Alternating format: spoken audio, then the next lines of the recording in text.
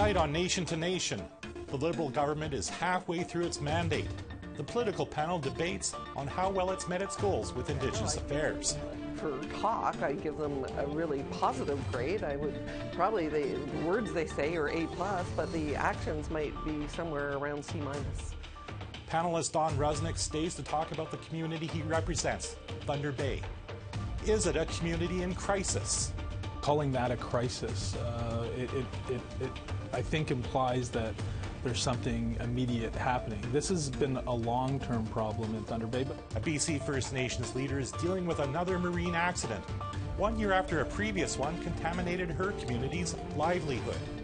Clam fishery, which would have been starting right about now, is closed for this season, and that's the winter economy for many of the people in our community. Welcome to Nation to Nation. Hello, I'm Todd Lamourant. Today, Indigenous Services Minister Jane Philpott and Crown Indigenous Relations Minister Carolyn Bennett appear before the House Committee on Indigenous Affairs to answer questions on how well they have fulfilled promises since being elected in 2015. With the Liberal government's mandate at the halfway point, it seems like a good time to ask the political panel, how has the government done?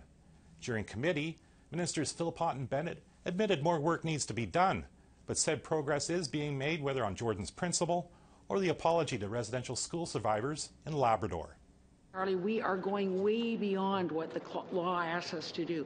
In so many cases, whether it's Anderson or, because Labrador and Newfoundland weren't in Canada yet, we are settling that case. I believe that our approach as a government is to do the right thing. Now, I want to do a full disclosure to our audience. We taped the political panel first thing Thursday morning, and immediately after, the members of Parliament will be heading to do their committee work. So we're discussing the minister's appearance before it's happened. So I'm going to start with you, Ms. MacLeod, you're vice chair for the Indigenous Affairs Committee. Would you say that the briefing we're going to that's going to happen later on is a mandate of the government's progress, or the government's progress over the last 2 years? So we're heading into committee. We're going to have both of the ministers there. So this is actually the first time where we've had both ministers since the separation of the departments. And really it is our opportunity to find out what's happening. And, the government has had lots of great words, but to me what's important is on the ground, is the education system getting better? Jordan's Principle, is it getting implemented?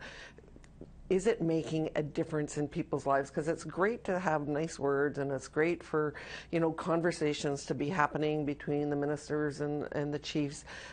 Financial transparency is just one example. We have another lawsuit 2 years ago when the minister said she was going to not enforce a Transparency Act. She said she was going to have something different that she was going to put on the table so that community members could hold their leadership to account.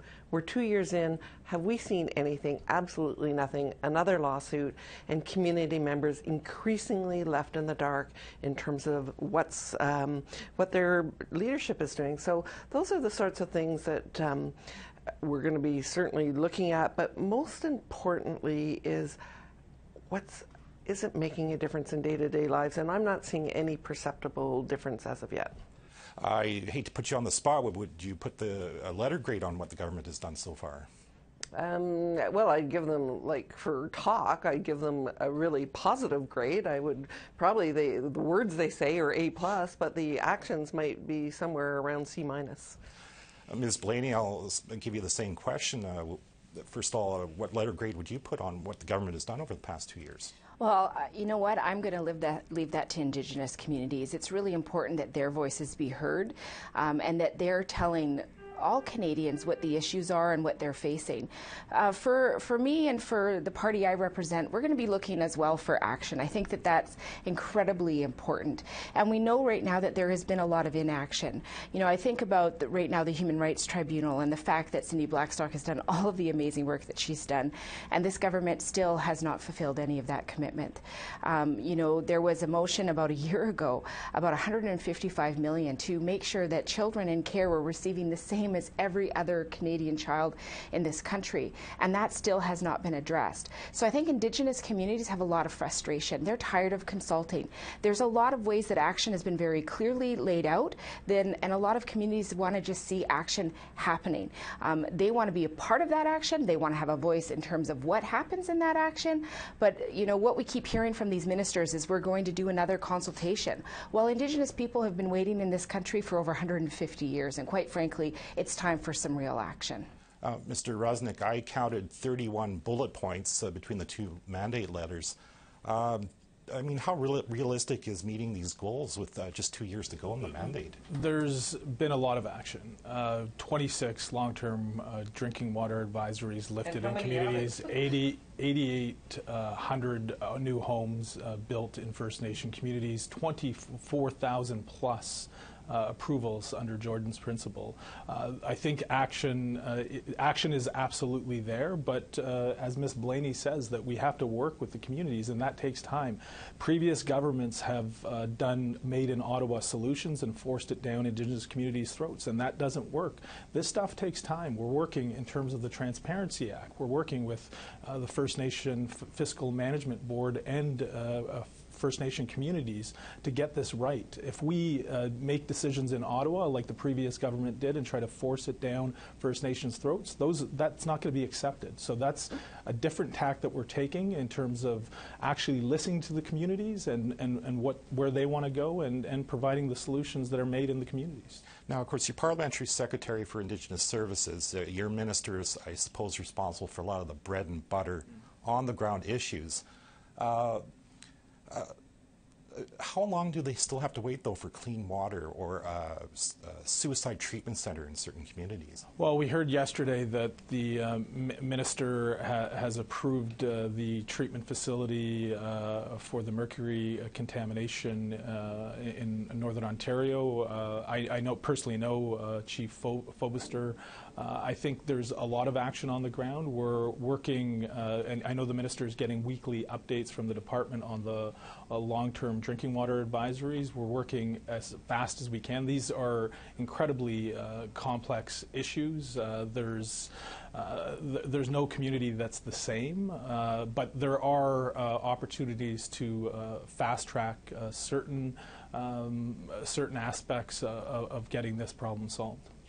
Ms. McLeod, of course, the government has actually done something for some long-term problems. I'm thinking if there's finally being a road built from Shoal Lake number 40, for example, to Trans-Canada Highway.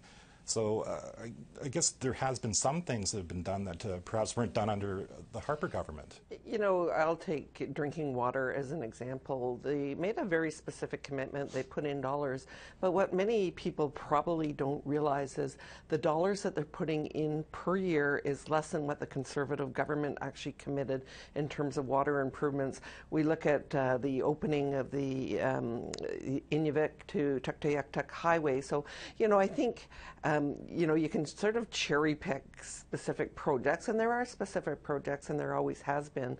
But I think if you look and you actually did a real comparison, and the water is a perfect example. He talks about advisories being lifted, but you look at the number of systems that are in trouble, and it's actually increased. I think the problem with the Conservatives announcing these things is like they did with a lot of infrastructure projects. They announced them, but they never hit the ground. We see that over and over again. That is not true. There was a lot of water systems worked on. There was a lot of infrastructure worked on. So you know what? We have a lot of problems in communities because of the neglect over many years.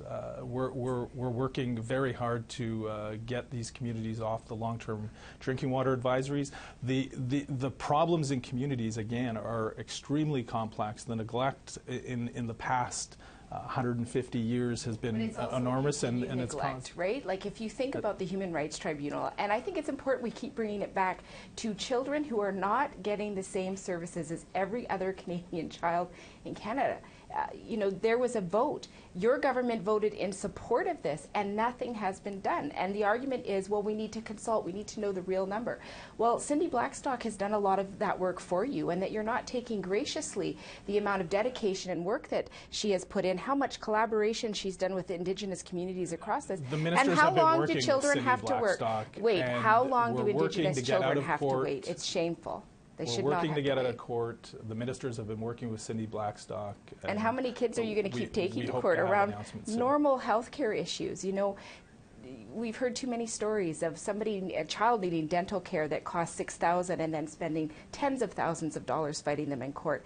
You know, that is something that this government has control. They can just stop that immediately and make sure that these kids get what they well deserve. Ms. McLeod, I kind of had stereo there, I guess, going for a while.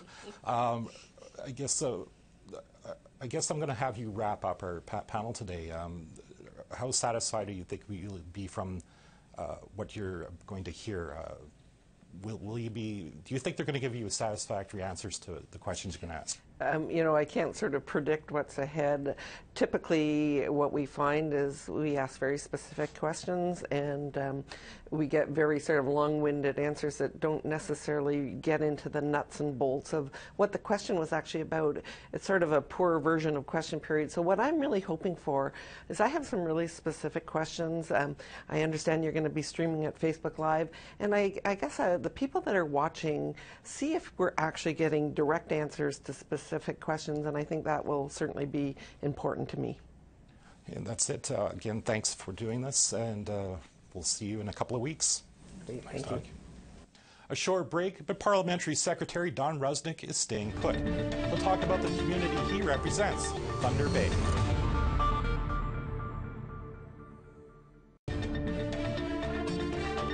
Welcome back to Nation to Nation. The relationship between First Nations people and the city of Thunder Bay has been severely strained.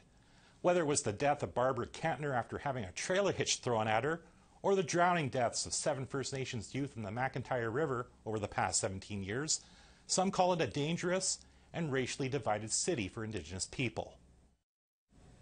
Mr. Rusnak, thank you again for sticking around, and we're going to talk specifically about your riding, Thunder Bay. Of course, a lot of people characterize it as a crisis happening in this, what some are saying is the most racist city.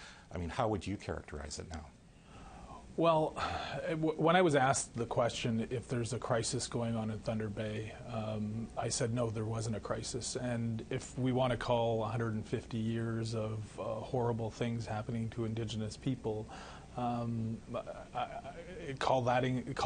that a crisis, I think implies that there's something immediate happening. This has been a long-term problem in Thunder Bay, but not only just Thunder Bay. There's problems in Winnipeg. There's problems in Edmonton. We know that racism exists. We know that there's been friction between the Indigenous community and non-Indigenous community in communities right across Northern Ontario and, in fact, the country. So characterizing it as a crisis, I think, gave the whole community, both Indigenous and non-Indigenous community, a point in time that this was something immediate that hadn't existed, and I wouldn't characterize it as that. So you don't think, especially in the last few years, all these deaths, especially all these drownings in the river, aren't something that's increased in time, though? Well, we have the tragic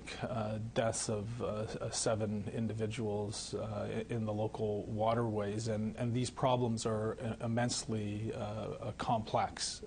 They relate to everything that's going on in the communities in terms of the Indigenous communities where these individuals came from, but also the problems that exist in Thunder Bay. I think, again, these horrible incidents happened over a many period of years, and again, referring to it as just a crisis kind of narrows it into, I think, a fixed amount of time, where these are long-standing problems. Long-standing problems not only in Thunder Bay, but right throughout the country that we're addressing now as a government that have been neglected for far too long. Do you feel as an MP for the area that the police chief or the mayor of Thunder Bay do have taken this seriously, these deaths? Well, I can speak to what the current acting police chief has done, and I think she's done an amazing job in connecting with the organizations and bringing in fact, I did a ride-along with the Thunder Bay Police not so long ago, and as I was leaving the police station, a First Nation facilitator who just did a session with local officers told me how great the session was, how engaged people were. So I think the police are doing, stepping in the right direction. Have there been problems in the past? Of course there has. Are there bad apples within the Thunder Bay Police Service? Of course there is. There's bad apples in every organization. I hope that the City of Thunder Bay and the police service keep on moving in a positive direction and reaching out. Everyone, this isn't going to be solved by one meeting or one action. This is going to take the whole community, everyone involved, and it's one of the reasons I held a racism town hall a couple weeks ago, and I got criticized on social media that it was so short, that it was very specific, but I think we start from the premise that racism exists. Racism exists everywhere across this country. It's just a reality. We didn't need to debate that. We need to talk about solutions and moving forward in a positive way and seeing where us as a federal government, our government can step in. But what I said there, we had a lot of city councillors attend that meeting, that we need everyone on board. We need the city, we need the province, we need the provincial government, we need the organizations here, the First Nation communities. Everyone has to be at the table to solve this problem. Now, quickly, what do you tell parents who are scared now to send their kids to Thunder Bay? I've heard that enrollments are actually down because people are scared. Well, it's a very complex and difficult issue that we can't have children educated in their own communities. I mean, I have a lot of thoughts on it in terms of, we have technology now. Can we educate people in their own communities more? I know Lakehead University has an immersive classroom. We have technology to stream over the internet. I know we just did an announcement to expand broadband in a lot of the NAN communities. I have 2 young children of my own, and I travel a lot. I want my children to be as close to me as possible, so I can't understand. I understand the difficult choices that people have to make over education or having your child close to you, and we shouldn't have to make those choices. So I'm going to work hard to find solutions, but ultimately, like I said before, the solutions can't be made by me. They can't be made here in Ottawa. They need to be made in concert with the communities. So ultimately, we've been engaging with the communities to see what those answers are. I have ideas, but we need to listen to the communities and see where they want to go. The issues are complex and the choices are tough. Well, I hope these issues, complex or not, get solved, because it seems like a community in crisis. Again, Mr. Rusnak, thank you for doing this. Thank you, Tom. After another break, we'll be back with the Chief Counsellor of the Heiltsuk Nation on BC's Central Coast. She wants Ottawa to help her deal with contamination from fuel spills.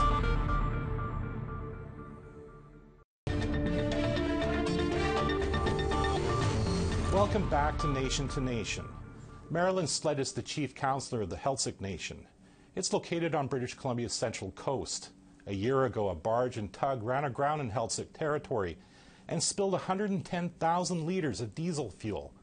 Deja vu occurred when a fuel-laden barge broke free of its tug and ran aground this past weekend, again in Heiltsuk territory. It has been safely towed away since. Chief Counsellor Sledd just happened to be in Ottawa when this latest incident happened. She joins me now. Welcome. Thank you. So how did you feel when you heard about this latest incident with a tug? You know, our hearts dropped when we heard the news.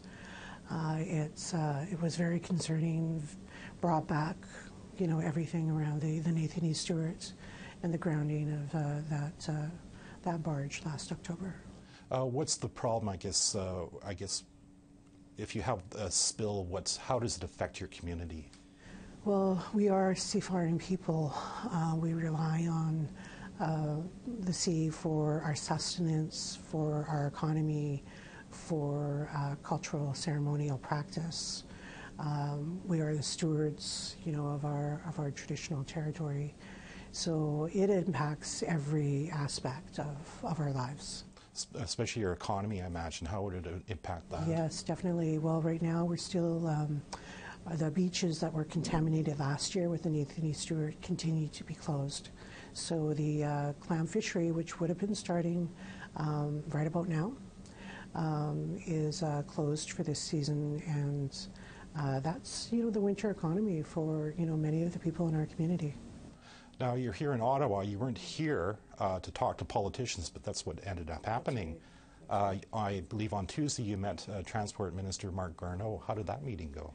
So our meeting with Marc Garneau, it was, I don't know if it was fate, call it fate, to be able to meet with them while this was unfolding in our community. As it stands right now, the barge is still in Helsik territory. It's in a safe harbor, and we understand just through members and just want to be clear, which barge are we talking about? It's the Jake Shearer. So the one that ran aground a year ago?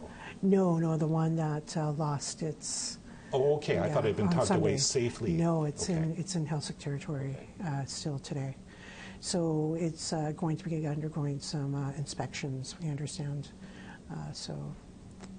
To see whether or not it's seaworthy to be able to be towed. I believe you presented a plan to Minister Garneau? We did. We presented a plan.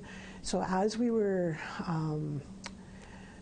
experiencing the Nathan E. Stewart and everything that came with it in terms of the marine response, we knew that, this has to be done better. We've heard about the, world-class, marine response. What happened in Bella Bella was not world-class.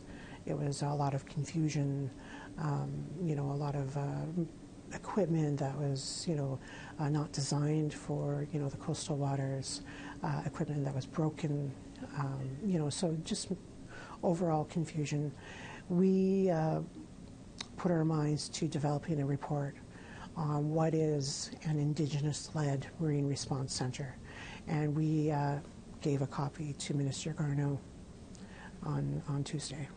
Now, yesterday you met with two more ministers, Minister Bennett, Crown Indigenous Affairs or Relations Minister, and I believe the DFO Minister. How do you think their response is? Do you think they're taking you seriously on this issue?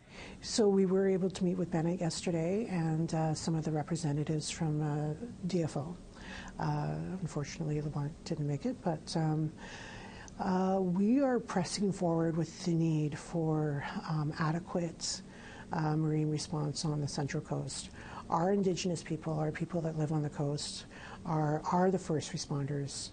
It's our backyards. We know the waters. We know the areas. And we're the first ones out there.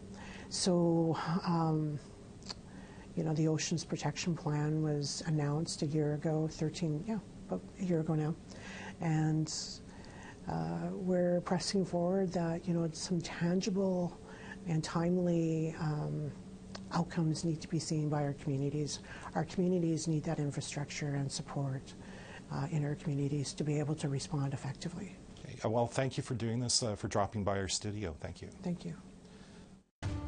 Next week, we'll be coming to you from the Western Hotel in Ottawa. That's where this year's AFN Special Chiefs Assembly will be held. I'll see you there. And if you missed any part of tonight's show, you can check out our podcast. Go to aptnnews.ca. I'm Todd Lamourand. Have a great evening.